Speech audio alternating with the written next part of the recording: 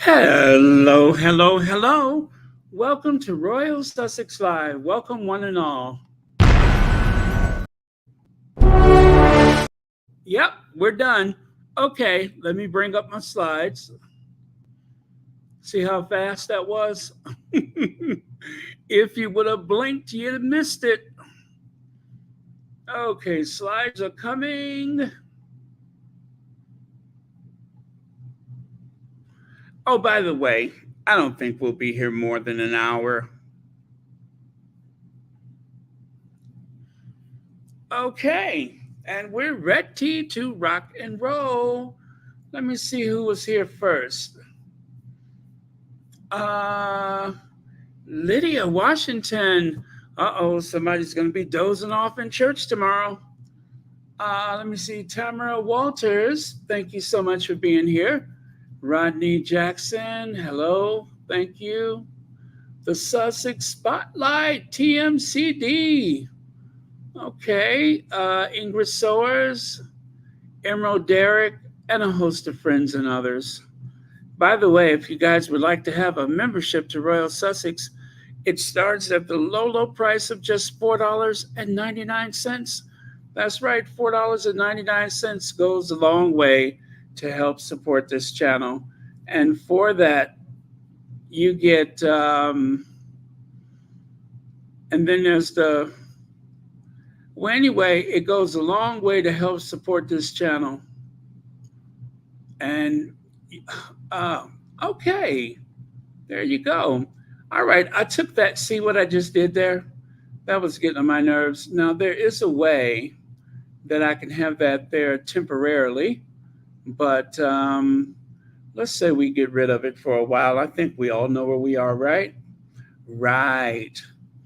Okay, there it is. The Royal Sussex membership link. Right on time. All right.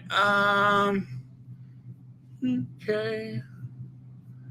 One singular sensation with every little step you take. One winning combination. Okay, and pin that to the top of the chat. That is the link for the Sussex, Royal Sussex. Anyway, what I just said. Okay, let me get back over here. All right, and we're on.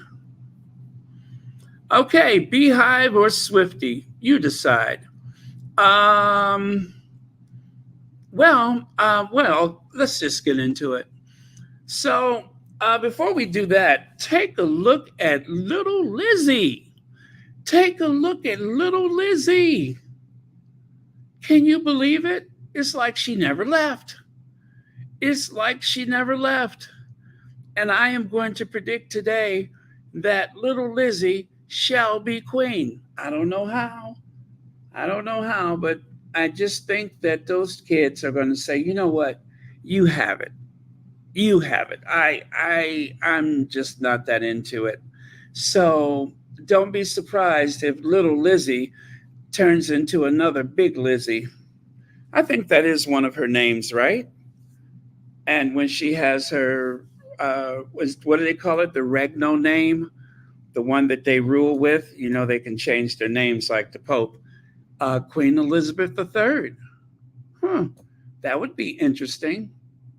Interesting more, even if I could live to see it. But gosh, she looks just like her, doesn't she?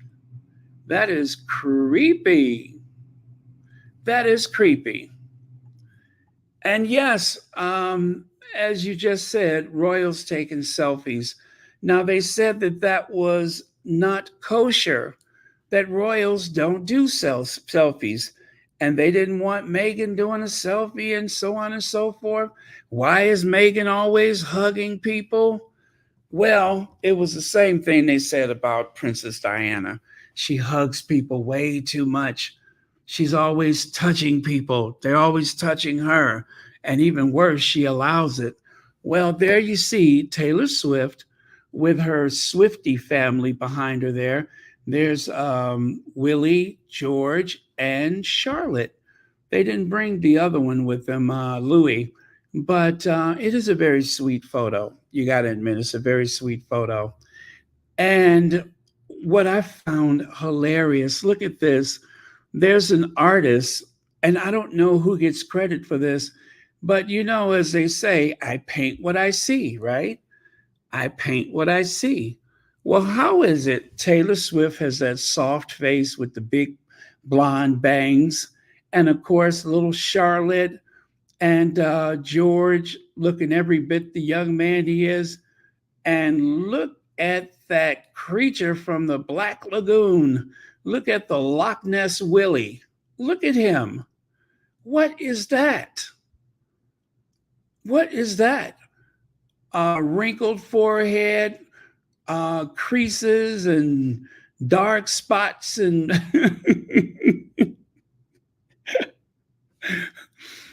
she literally knew the assignment. You see what I mean? She knew the assignment, and she was, or he or she was tasked with bringing that image to life in a very artistic way. And well, anyway, Willie didn't come out too good with this one, did he? He looks like a thumb with a face painted on it. He really looks bad. So I say cheers to the artist. And over at Buckingham Palace, the band did play one of those Taylor Swift songs. Who cares? Next. And take a look here. Baroness Brooke, who is not a squatty. I repeat, she is not a squatty. She is the ultimate royalist. However, William and Kate gets on her last nerves. And so Baroness Brooke says one more empty PR stunt to puff up Kensington Royals monthly review. Why post Willie hashtag single dad's night out on his official account? Why use a random artist for clout to boost his own popularity points? No line here between private time and official. Self-promotion, hashtag self-promotion. So yeah, William did share that to the Kensington website, Kensington Royal website. And of course, it is one of those ways to try to connect with the younger subjects, his future subjects. Now, Prince William shows Harry how it's done, rocking royal dances and laughs at Taylor gig, unlike his sibling, gloomy outing at Beyonce concert, as fans say selfie with Swift would have been Meghan's dream. Well, of course, for clickbait, they had to bring Meghan into it. But that is not my quarrel right now. What bothers me is that the Daily Mail, for about a week, was begging that young man, Matt, for the rights to his video, right? Oh, we'll give you credit for it. We'll give you credit for it. And he said no. They wanted it bad, desperately. However, it seems weird that they would want access to that video because on more than one occasion, they tried to paint this image of Harry sulking and detached from his surroundings. At the concert that night, there were several men that were photographed. They were out with their partners, and during a certain part of the concert, they weren't really in that place yet, right? But you and I both know that when they played some songs that Harry knew, what did Harry do? Harry uh, decided that he would do his best to dance a little jig. Now, albeit rather awkwardly, but he He was doing the best that he could do, right? So let me go and find that video so that I could share it with you. Now, per copyright, you know I couldn't play that music if I wanted to, but I am going to do what I can, okay? Okay, you get me? I'm going to do what I can.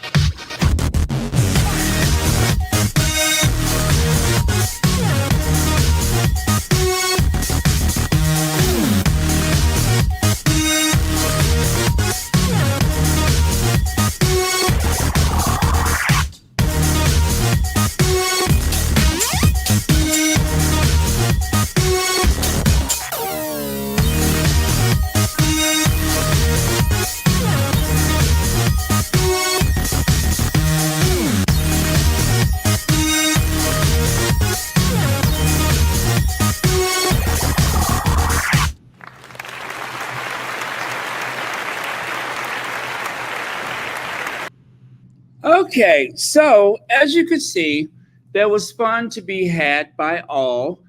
Now, Harry did the best he could do. He did a little Uncle Jed, the Funky Four Corners, the Earl Flynn. He did a little bit of the Cabbage Patch. He was doing all kind of dances that he knew, and a little hustle, all the dances that he recalled. I'm not saying that Beyonce at any point is going to ask him to go on the road and be a backup dancer, but he did what he could. They had fun.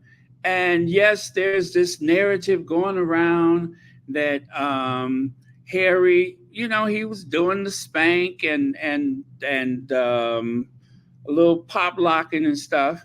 But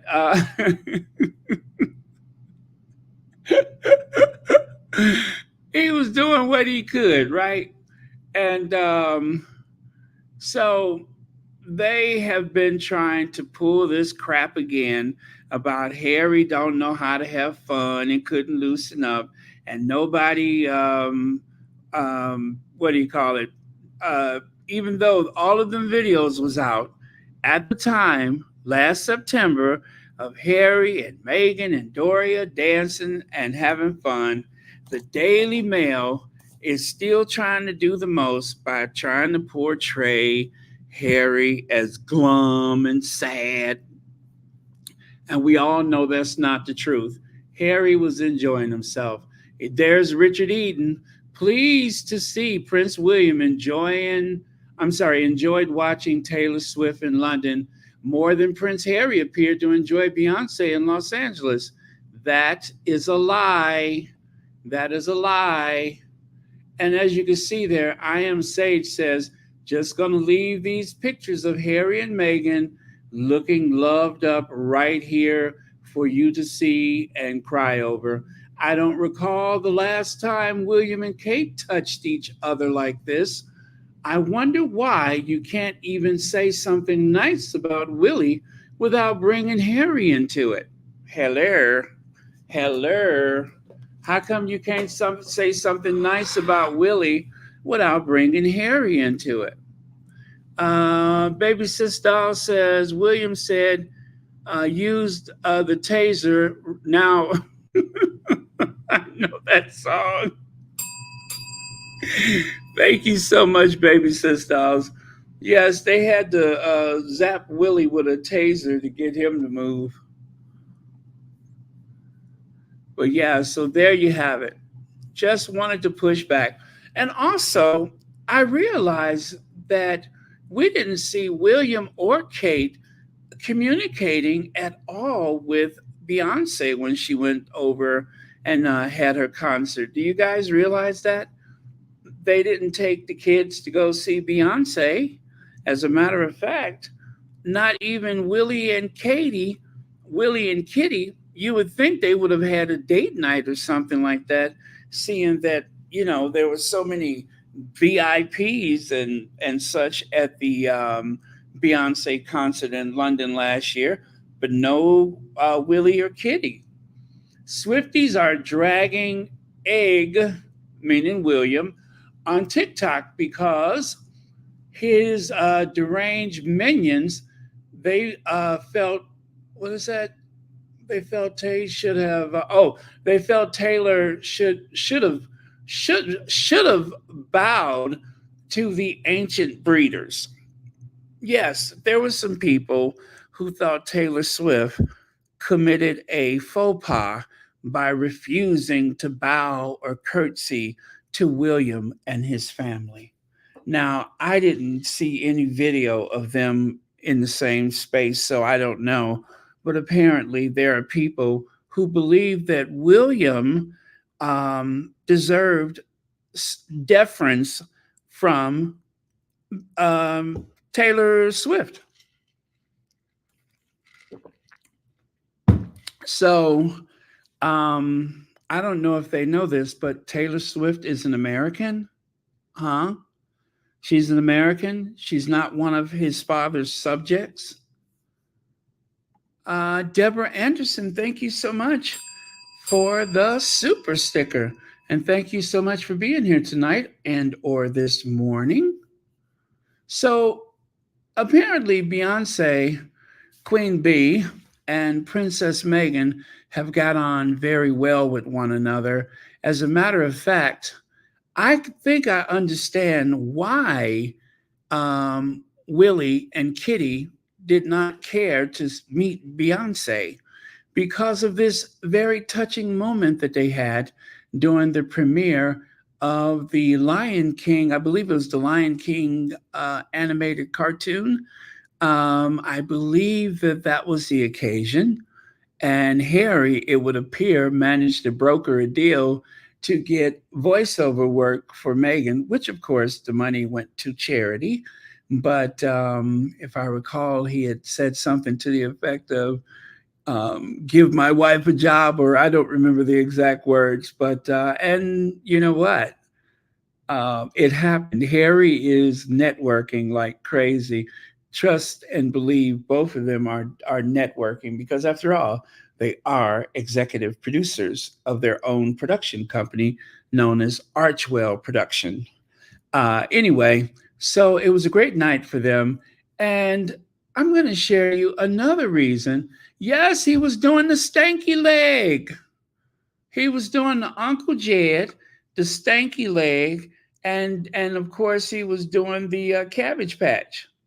All of that, the Earl Flynn, the bus stop. He was getting down.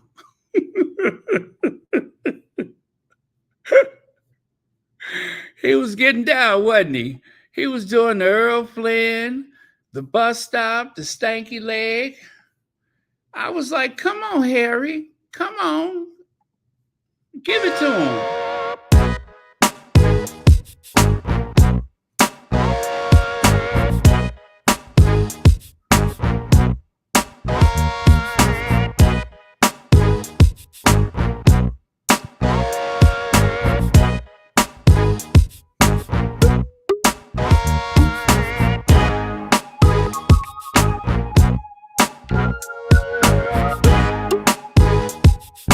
Hey!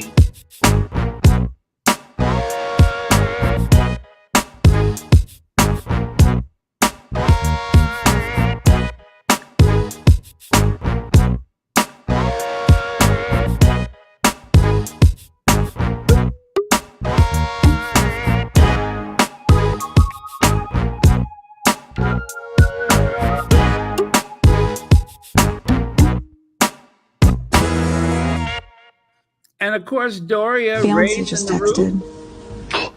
Really, Matt. Shut up. Just checking in. Just checking in. Just casual. Really, Matt. Beyonce just texted. Really, Matt. Shut up. Just checking in. Just checking in. Just casual. I still can't believe she knows who I am.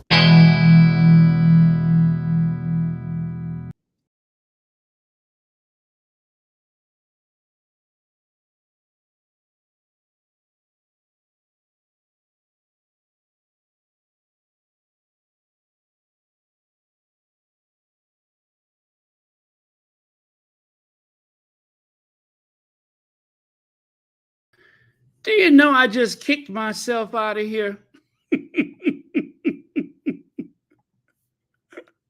Sorry about that. I just kicked myself out of the chat. I have to be more careful.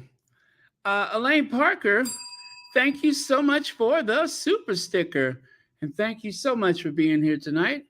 And also, please say thank you to your bladder for arranging this late night or early morning meeting for you and the likes of us. Okay. Sorry about that. I just arrowed myself out of here. So apparently, the closeness of Beyonce and, of course, Mr. Carter and the Sussexes is probably too much for Willie Leaks. And plus, Beyonce and Megan, Zendaya, Serena, and Michelle Obama. Well, take a look there. Most Googled Black women of 2022 per search. Zendaya, Serena, Megan, Beyonce, and Michelle. And I think it really carried over into 2023. And in all likelihood, well, it may have, the top spot may have changed a bit, but I am more than certain that our Duchess, our princess, is still there. So, but I think this moment may have been another reason why the Cambridges, the Waleses, well, at the time, yeah, well, they were the Waleses. I would think this is why they didn't care to go to the Beyonce concert. Do you remember this moment where Mr. and Mrs. Carter, Beyonce, and Jay Z, when they accepted an award from the UK, they accepted the award in front of a uh, portrait of Meghan, the Duchess of Sussex. And then, if that wasn't enough, I believe, what is her name? Noaz, oh, Amelia. No, I think it's Amelia. Noaz, the artist. She created this one where Harry and Meghan, they accepted their NAACP award, and there they are standing in front of Mr. and Mrs. Carter. Now, this is just like one of those Russian dolls because it gets better. Um, well, anyway, check this out first. First, they accepted the award, and then they turned and they paid their respects to the uh, Duchess of Sussex, which I thought was really sweet. I thought that was really sweet. So it seems as though Meghan and Harry are huge fans of Beyonce's, and of course, I believe Beyonce and Megan have like the girl crushes on each other. They really respect each other, and I think that's very sweet. And check it out. I don't know who's responsible for this one, but now you have Megan channeling Beyonce and Harry channeling Jay Z in front of a picture of the people's princess, the queen of our hearts, Princess Diana. So that's why I said it's kind of like a Russian doll.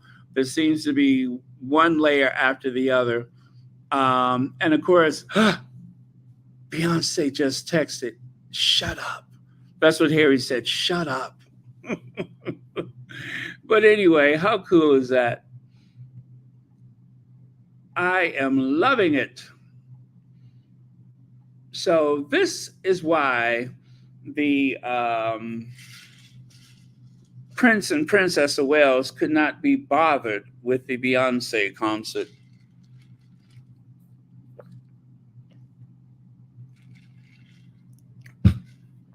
And I guarantee you that the feeling was mutual.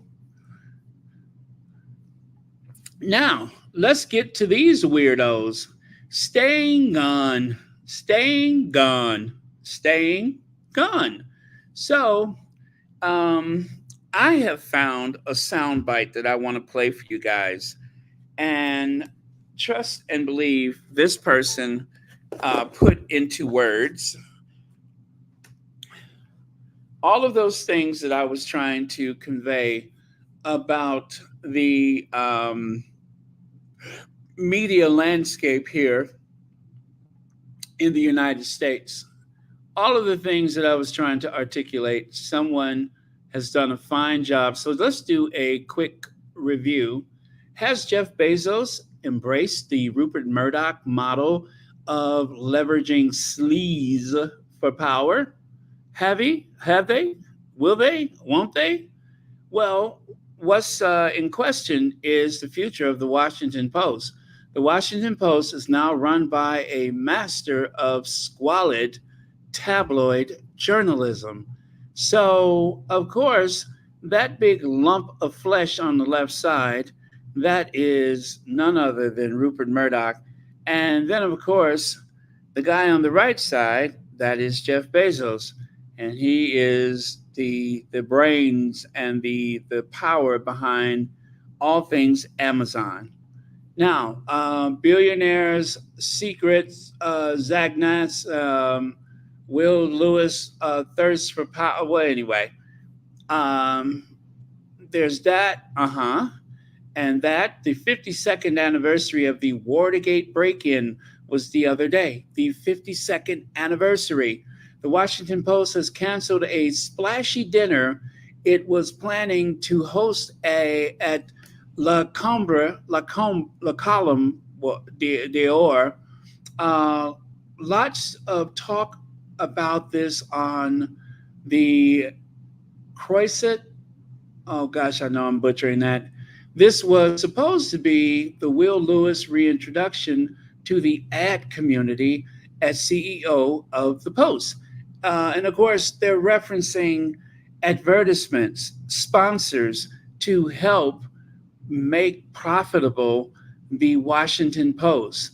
And in order for it to be profitable, they need a business relationship with Will Lewis because they, of course, will be buying ads in the Washington Post potentially, and they'd like to get to know the chief operating officer of the newspaper.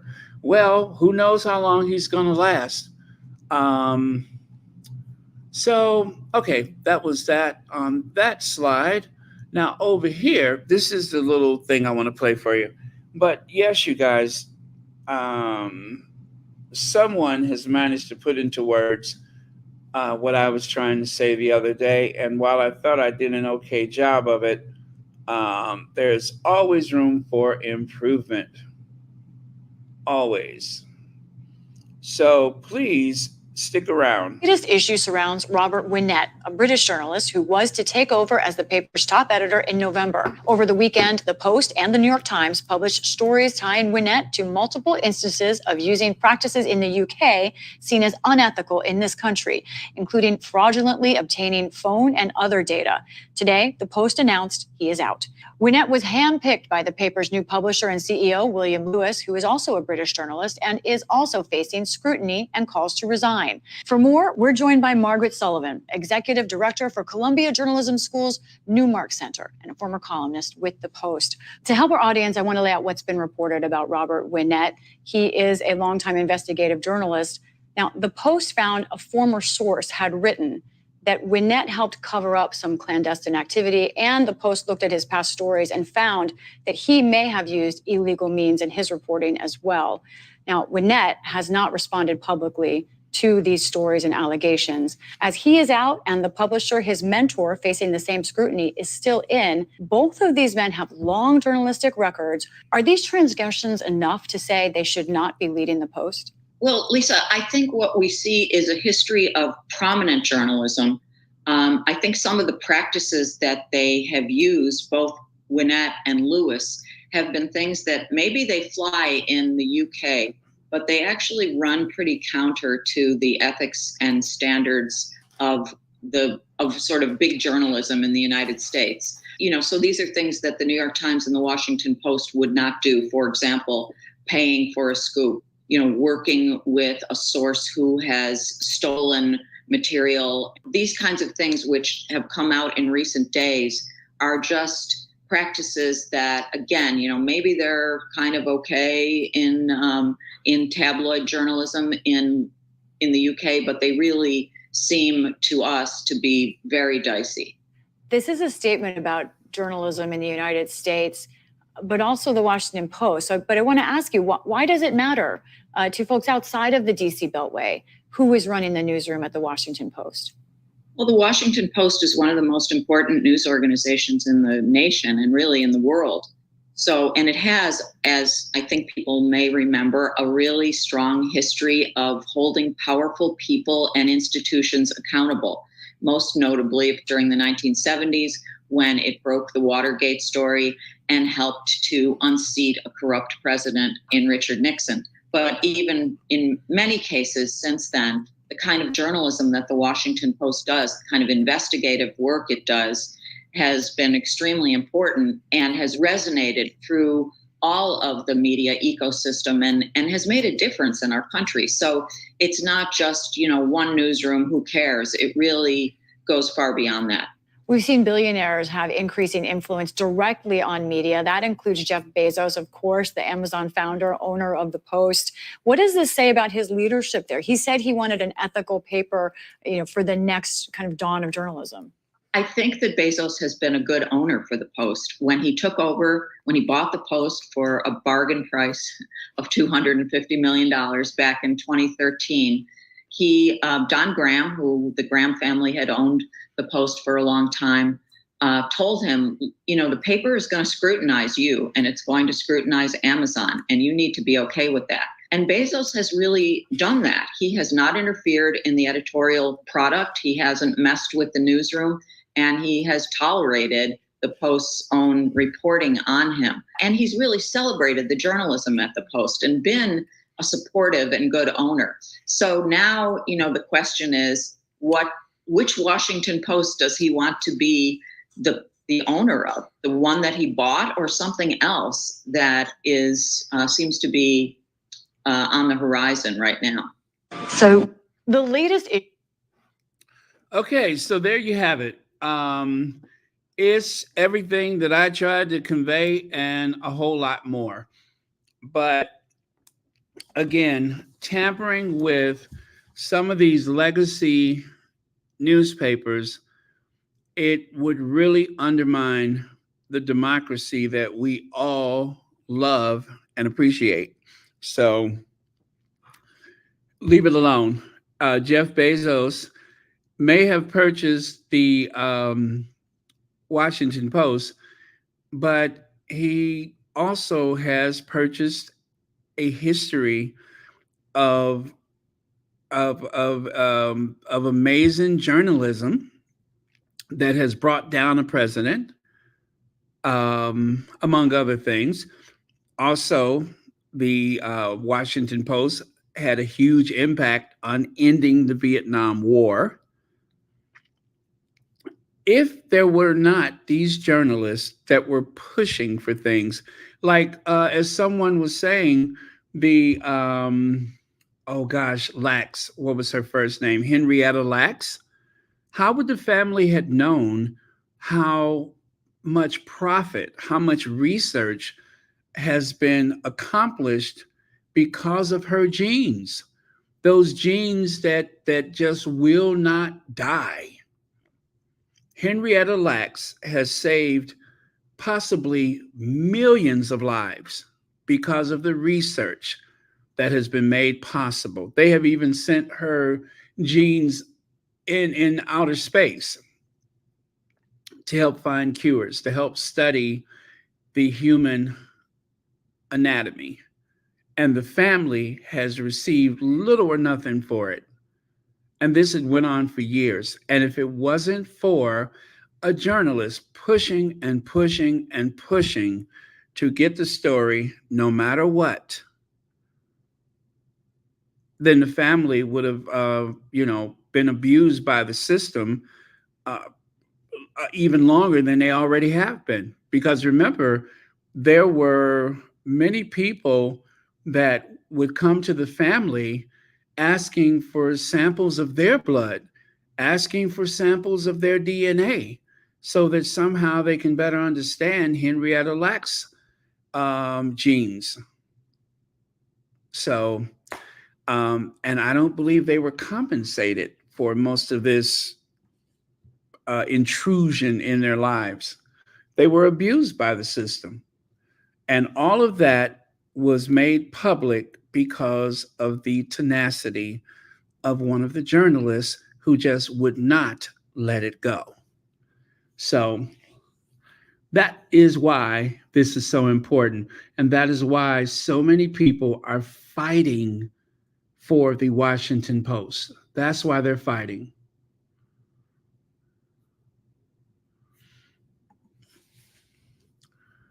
Oh, well, that is good to hear. That is good to hear. Thank you for that.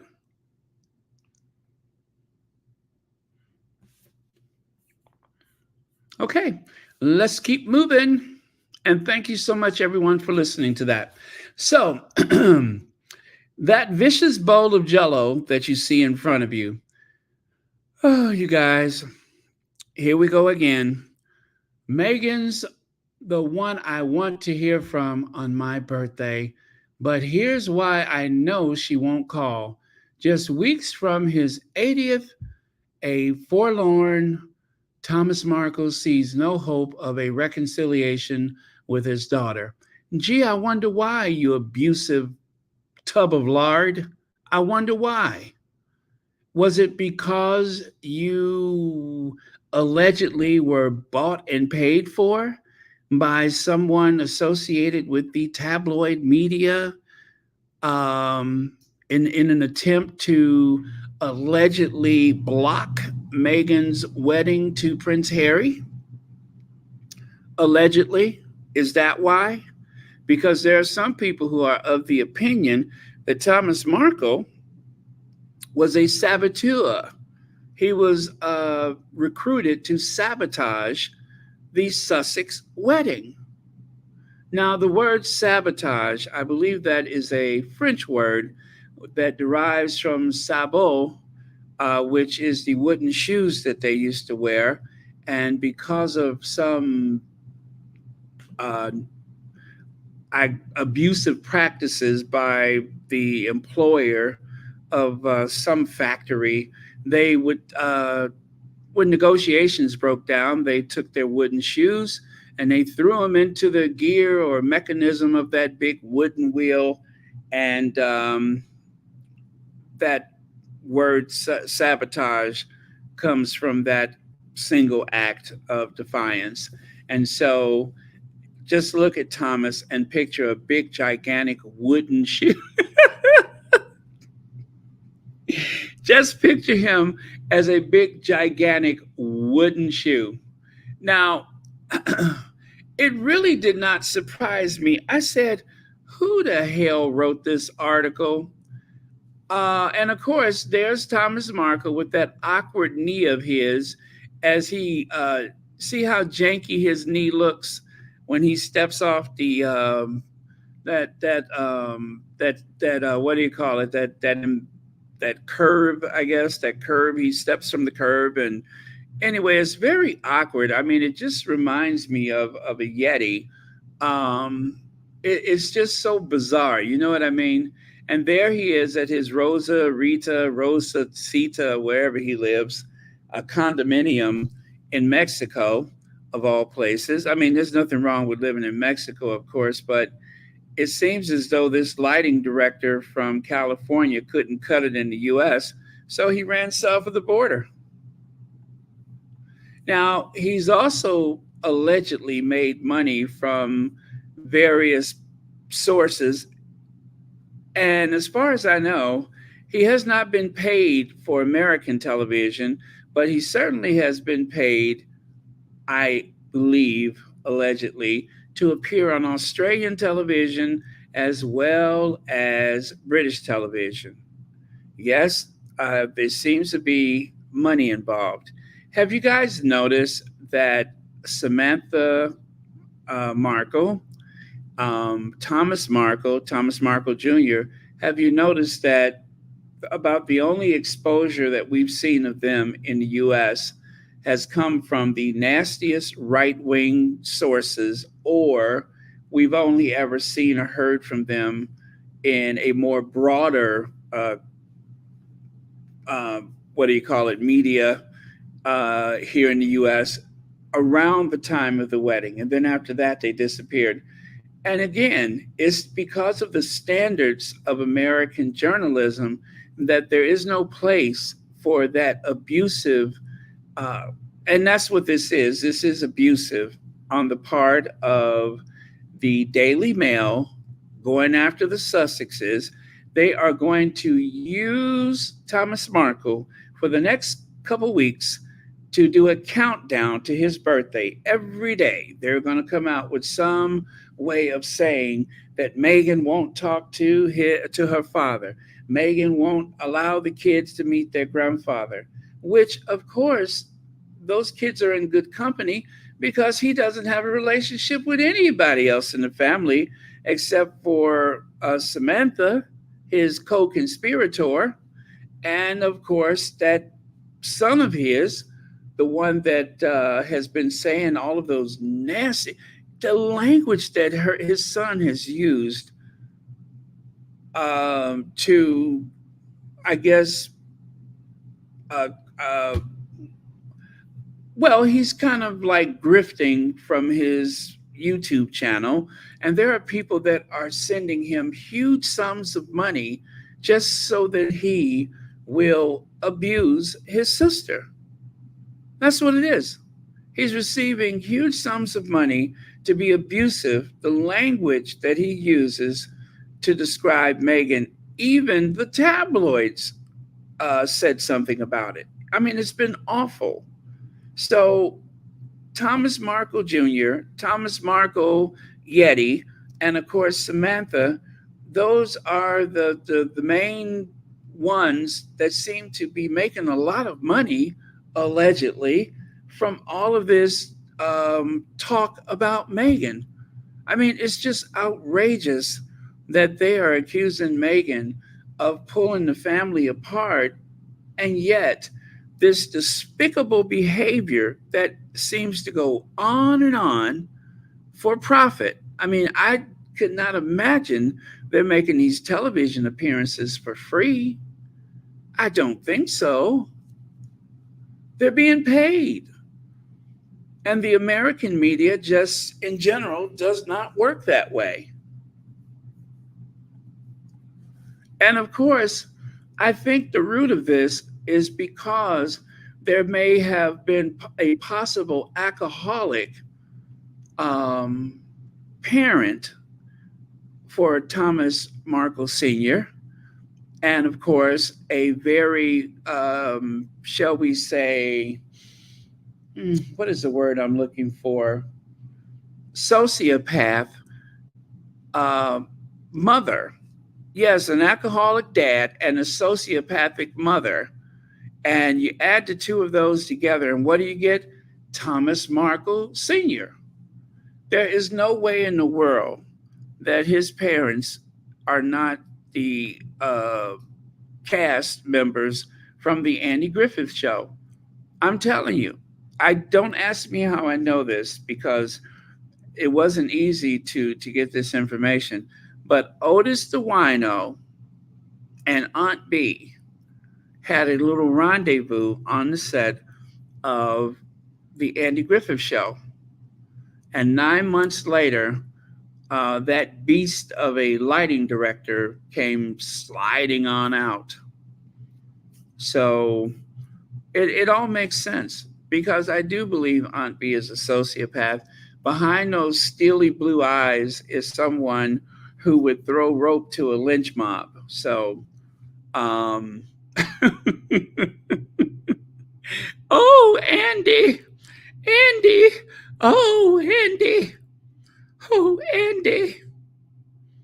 Yeah, while she's yelling, oh, Andy, the truth is she was yelling, oh, Otis, Otis, ooh, Otis. Yeah, so that is the reason why there is a Thomas Markle Sr. is because of the secret tryst that they were having, the behind the scenes romance on the set of the Andy Griffith Show.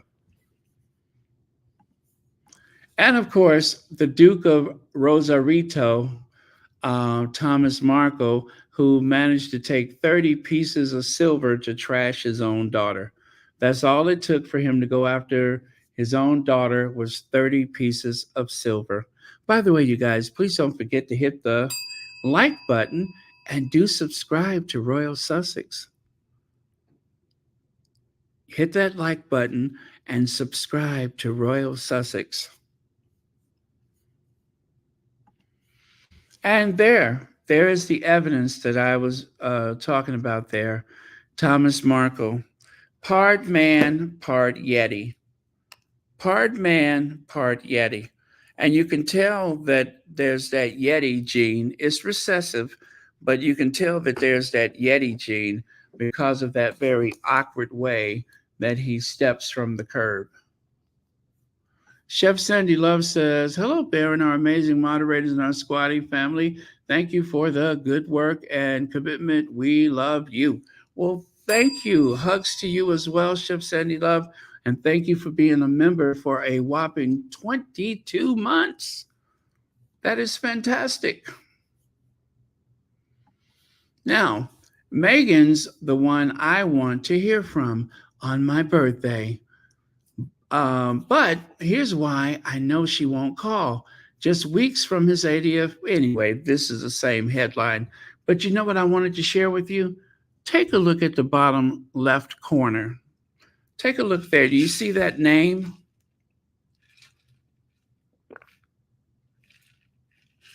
Yes, Carolyn Graham strikes again. None other than Carolyn Graham. Carolyn Graham is, well, let me put it to you like this. What kind of self-respecting woman would get herself involved with the likes of Thomas Markle Sr.? Why, Carolyn Graham, that's who. Carolyn Graham is the one who took a hit for the team. Yes, there has been many days I tried to figure out how did the Daily Mail get a hold of that letter? Who would sacrifice their dignity to help facilitate the handoff of that personal letter from the Duchess of Sussex to her dad? Who would be the one to climb on top of Mount St. Thomas Markle? You know what I'm saying? Carolyn Graham went up the hill to fetch a handwritten letter.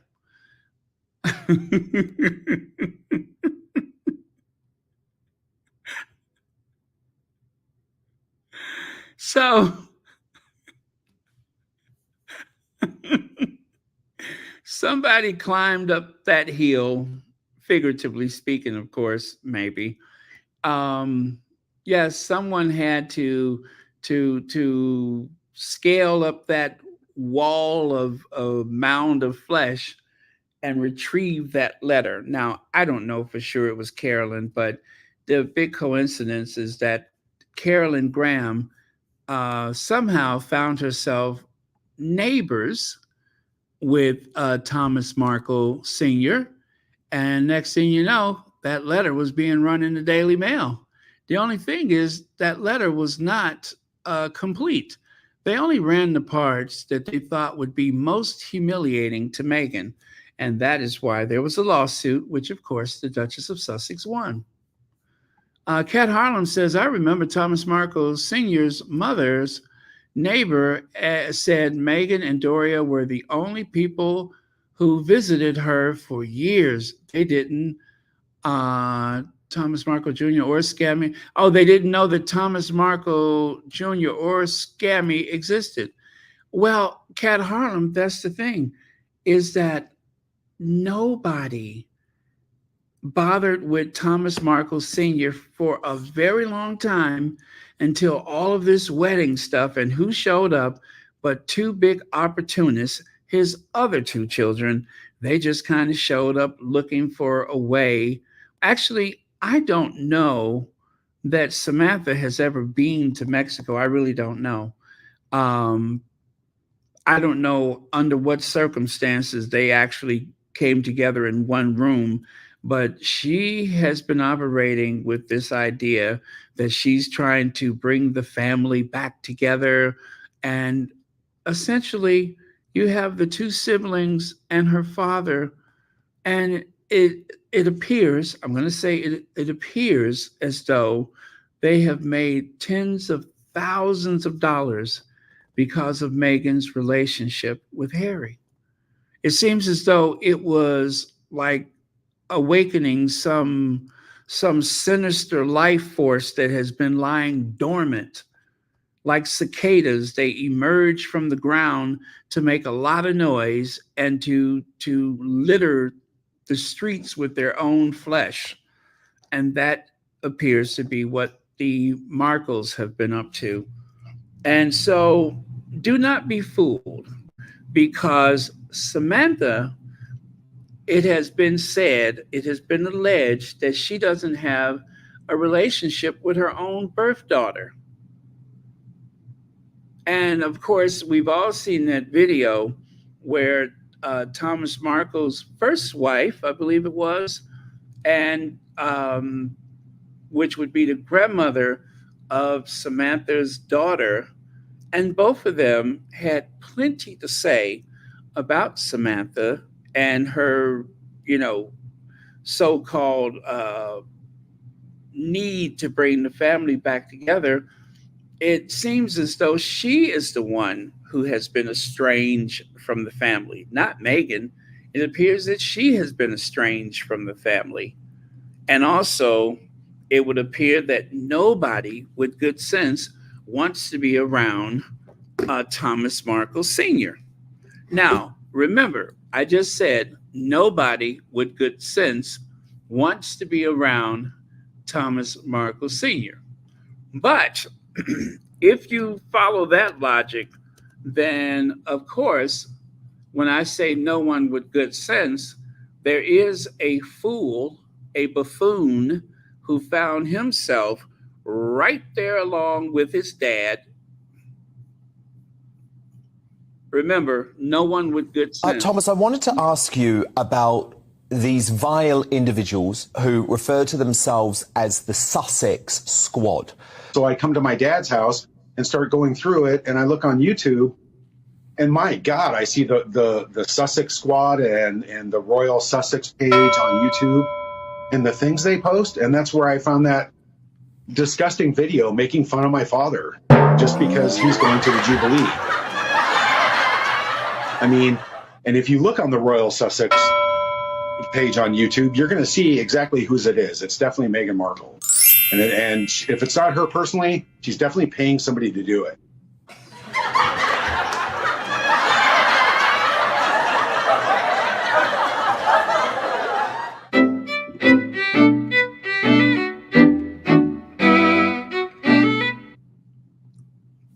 So like I said, no one with good sense. Well, that certainly doesn't apply. Should I say good sense does not apply to Thomas Markle Jr. So, of course, he was right there. Cat Harlem says, remember, oh, I'm so sorry. I did that one already. Thank you so much again for your super chat. And, oh, there we go. Hello, Baron and Squatties. 22 months membership. Outstanding. Thank you so much for that. So there you go. All hugged up and loved up, sitting on that ratty old couch. That is Carolyn Graham, and Carolyn Graham is from the southern United States. And of course, I don't know if you've noticed it or not, but she's what you would call a daughter of Dixie. I mean, there's the Confederate flag right there. She is a real daughter of Dixie, which means that I am going to assume that she's voting for Donald Trump. I just have a feeling that she's voting for Donald Trump. She works for the Daily Mail. She's hanging out with that big windbag Thomas Markle Sr., and so many other things. I don't know how she has found her way as a writer for the Daily Mail, but again, one should not be surprised considering where she comes from and who she is. So disgusting, absolutely disgusting.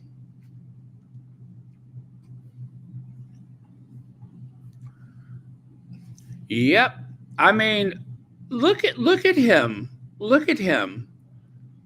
I hope that letter was worth it. I hope that letter was worth it. I hope there was some financial incentive for retrieving that letter, for moving down to Mexico to become his neighbor. Well, you know how it is. You go to borrow a cup of sugar, and next thing you know, that letter ends up over at the over at the Daily Mail, being dissected and serialized in their paper.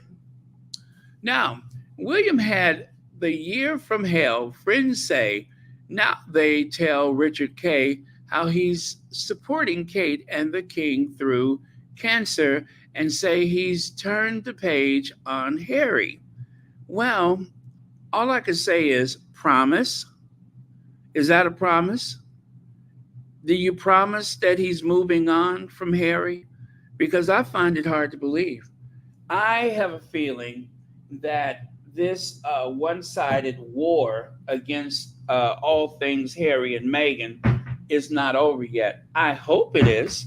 I pray it is. But I don't think so.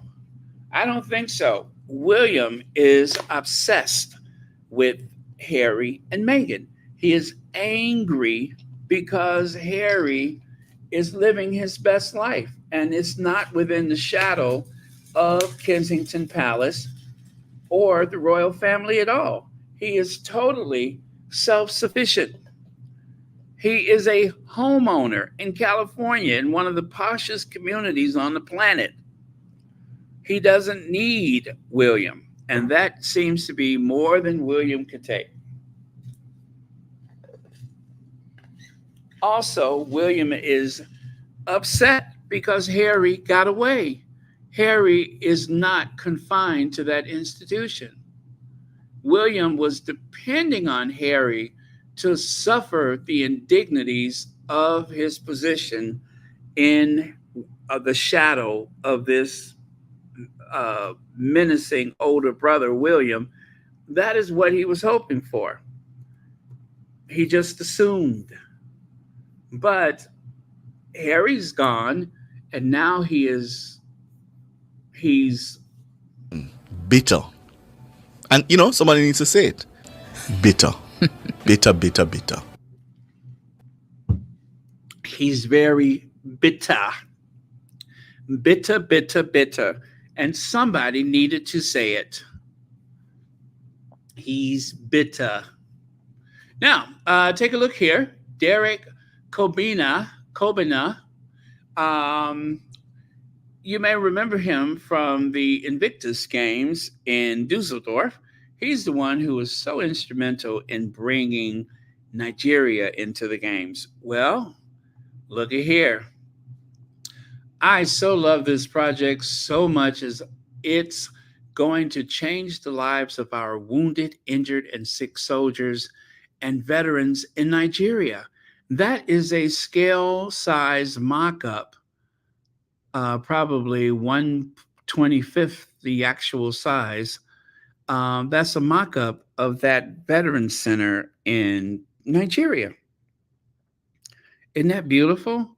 It looks so zen. It looks so, the colors, you know what I'm saying? The green trees, the golden pathway and such. Well, this is a rendering, a architectural rendering of what we hope the final product will look like. This place for veterans and their families to relax and unwind. In society, as much as we have progressed, when you see someone who has lost a limb, or they may have had some type of burn or facial injury or such, it can be a bit jarring because people are not used to it. But one of the things that is so great about the Invictus Games and about the community of wounded soldiers is that the more people see that they can have full and complete lives in spite of their injuries, that they can play sports, they can challenge themselves to get stronger and faster instead of just sitting around feeling sorry for themselves. Also, the children. Do you guys remember some years ago that they had a summer camp for children who had suffered burns? And it was a chance for them to be around other children who had been burned and injured because of their, um, you know, because of a fire in their homes or whatever the incident may have been. And so they would play volleyball, they would swim, they would do all kind of things that any normal kid would do. And so they began to see themselves around other family members who likely were not injured in most cases, doing normal things. And it's to build their confidence so that they could go out and face the world and let the wincing and the I guess the panic or the fear of their injury, let that be the other person's problem. You just go on with your life. That's the message there. Well, I believe that that's what this center will do, is to give families a chance to see their dads, their moms becoming stronger and more able. That is the whole point of it, to bring some challenges and normality to their lives. So this is going to be much needed, much appreciated.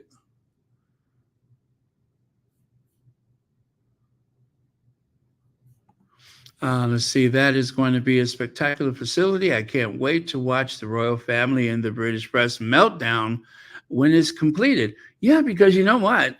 Most likely, Harry and possibly Harry and Meghan will be there for the opening. So we know for sure they're going to go back for that. At least I'm pretty sure they will, along with Derek and David. What's his name? The tall guy, David. Anyway, it escapes me. Wiseman. There it is, David Wiseman. Okay. Now, Christopher Bosey has examined that photo, and guess what he believes? Want to nail that perfect midair action shot to post on Instagram? Just bounce on a trampoline, ditch the background, and replace it with something epic. And voila, you're floating.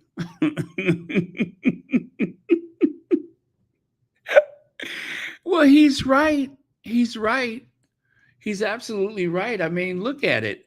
That I told you, that image of Willie and the kids hanging in midair, it did not look authentic or real to me. It seemed like it's photoshopped. I mean, the clearance that they have is so high. It looks like those kids are 7 to 8 feet off the ground. That does not look normal. What are they jumping on? No, I'm not buying it. I'm not buying it. And if you look on the left side, you can see how that's possible.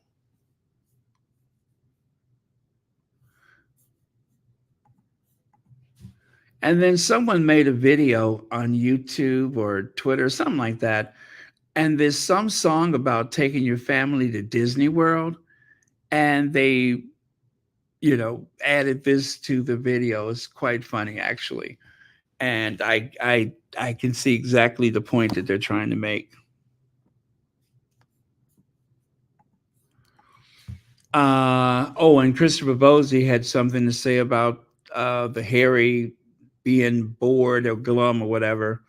You really should see a professional about your obsession with Harry and Meghan. I can't tell if it's jealousy or desire, but either way, it is creepy. And it is creepy that, and I believe he may have been responding to Richard Eden, but either way, yes, it is creepy. It is very creepy that everything is being watched so closely. It is creepy.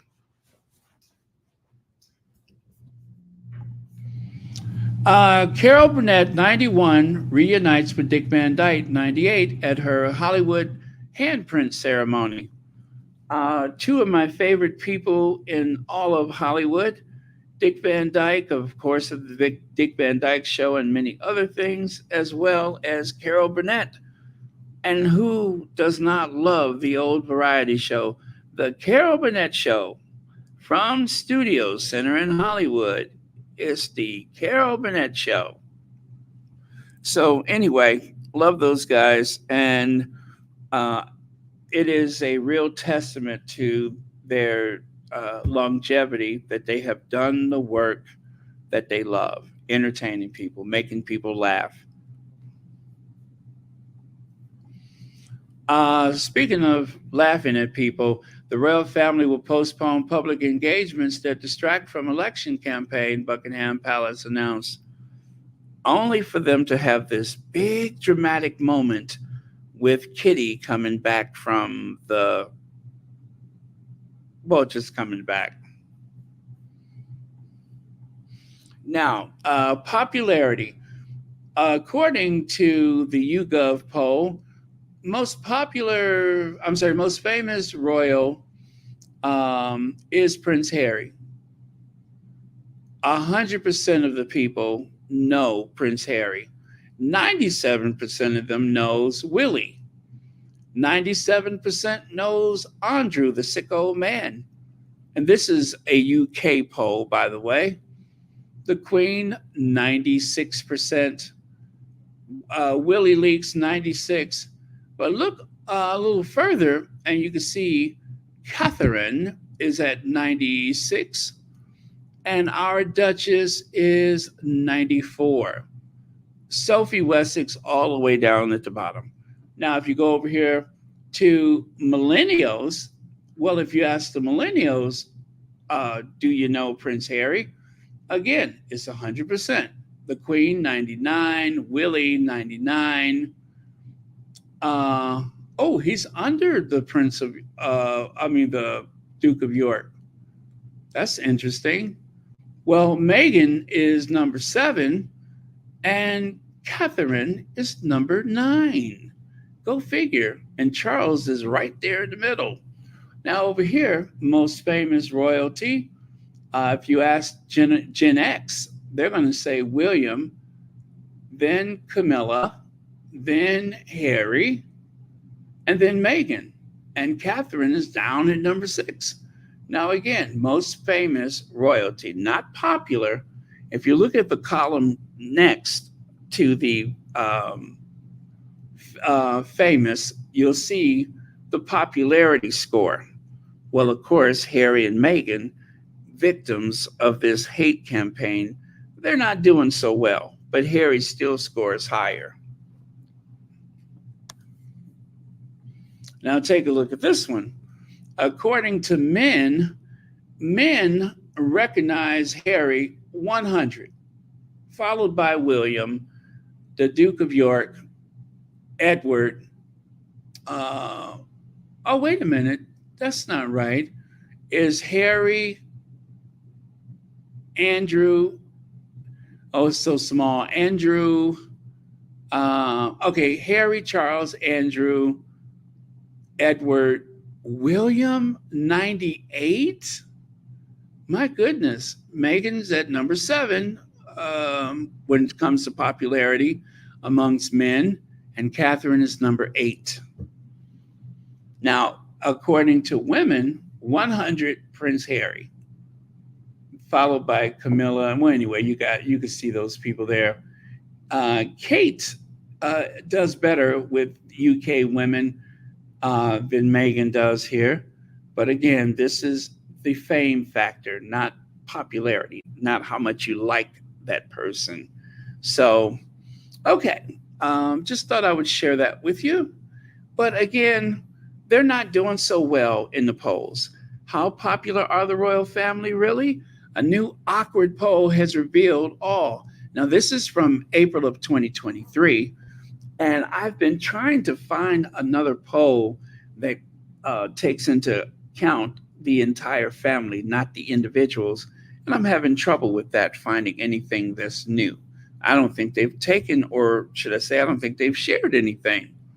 Long live the king, possibly not. A new poll asking how popular and relevant the royal family are in 2023 has revealed some rather eye-opening results, with the younger generation seemingly either anti-monarchy or uninterested in King Charles III and company. However, it seems the results vary massively depending on the age group. Only 32% of the 18 to 24-year-olds saying they thought the monarchy should continue. Only 32% of the 18 to 24-year-olds, contrasting the 78% of the over 65s, the baby boomers, who were in support of royals of younger group.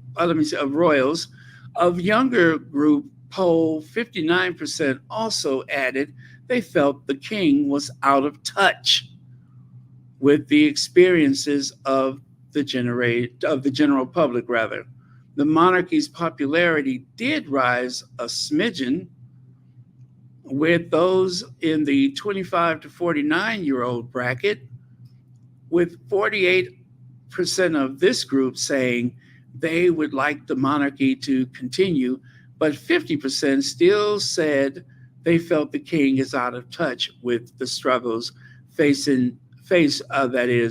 by non-royal families. So it's not looking good for them, you guys. It is not good at all. Now, that poll was carried out by BBC Panorama and YouGov. But if you remember, the royal family as a whole was 48%, according to one of the polls taken toward the end of the year of 2023. Over the years, the royals have had to work hard to win the public back over, having been consistently marred by various scandals. The king, that is from King Charles III's affair with Camilla, the Queen Consort, and Prince Andrew's friendship with Epstein and Harry's exit, and have always fallen in and out of favor. But could it be different this time? It seems that if the family wants to ensure their legacy continues long term, they must work hard on converting not just those who are anti-monarchy, but those who are indifferent, something that could perhaps prove to be an even bigger challenge. So that is why they were at 48%. They were underwater, because there was a certain number of people that were like down with the monarchy. And then there were some who just didn't know. Well, that counts as not. That's a no. That's a negative. If you're not sure, that's a negative, because the positive is to be sure. A negative is to be unsure, which means that they fall into the category of no monarchy. If they felt strongly about it, yes, but they don't. They just kind of don't care. British public support for the monarchy at historic low, polls reveal. You guys, this is why they have not been sharing any polls. And it almost makes sense now that the reason why Charles and Kate, the two people that were accused of being racist, it kind of makes sense now that they were the ones who had to take a medical leave. As they say, it's not what you're eating, it's what's eating you. And something has been eating them up and spitting them out. There's no good news. And that's why they're not talking about polls.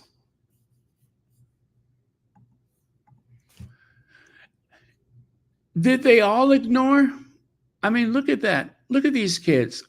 The future king leans that big egghead over and tries to communicate with these young people. And what do?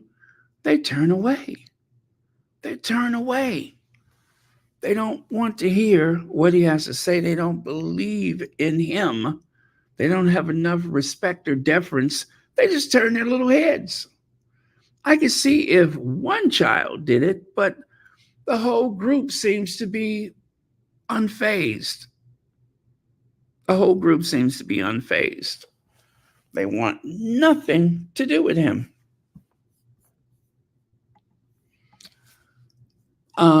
Protests off camera. Check that out. The protesters were not in line of sight of the cameras at the Troop in the Color. There's a nest of cameras there, and as you can see, they have obstructed the view of the protesters. You could hear them, but they didn't want you to see them on camera. And with that, you guys, guess what? I'm done. An hour and 21 minutes. Let's keep it short for sure. Thank you so much for watching Royal Sussex. You guys are the best. Love you guys. Thank you, moderators, for keeping this a safe space. And also, please do support all of these Sussex-friendly platforms. It is very important. And don't worry, you guys, the Sussex are coming back soon, and they are going to come back stronger than ever. And we're going to have a lot to talk about for the rest of 2024, I guarantee. As Justin Wilson, the Cajun chef, would say, now look at here, I guarantee, okay? I guarantee. So, not going to have a long goodbye. Just going to say thank you, love you, and I will see you next time. And please pray for Dorothy Ross, who's been under the weather, and of course, a few other people that have been ailing. Keep them in your prayers, okay?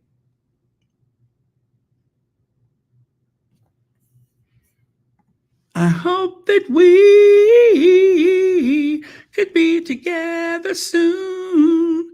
Won't you make it real soon? Hope to see the Sussexes again soon. That's right. I hope that we can be together real soon. Won't you make it real soon? Of course, we're going to see them very soon. When I am away from you. Okay. Bye, y'all.